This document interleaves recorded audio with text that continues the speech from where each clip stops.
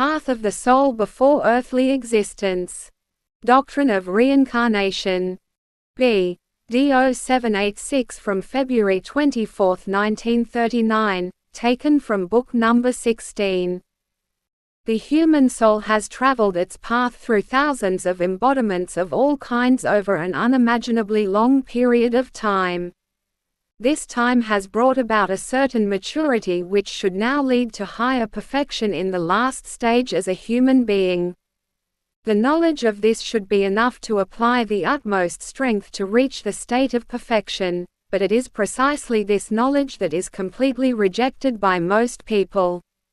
Unfortunately, there is often the erroneous view that a soul does not first have to be formed into what it is, but is always inherent in the living being in the same way, and that one can only speak of a soul in a human being if one wants to recognize something that continues to exist after death.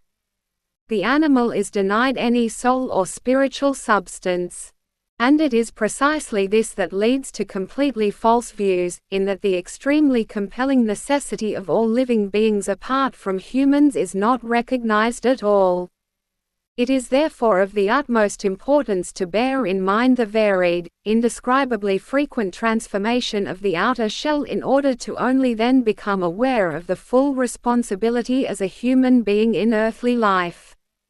If every being was only meant to have a one-time embodiment, then the conditions of this embodiment would have to be so extraordinarily difficult if they were to lead to the state of maturity required for eternal bliss, for the distance of such a spiritual being from the eternal deity is too immeasurably great that it could be considerably reduced in such a short time.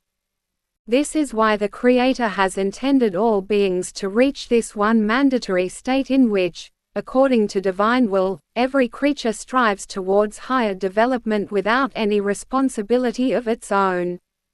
To live through this preliminary stage of the human soul in all its diversity is of such immense importance that only from it arises the whole responsibility that man bears towards his soul, for this soul has struggled in the most incredible way and defied all resistance. It has had to fulfill such infinite tasks and submit to God's will in everything. It has traveled a path which was not easy, but which was the only way to form the soul in such a way that it can pass the last great test of strength in the human being when the will to endure becomes powerful in it. Every human being is therefore as such a world in itself.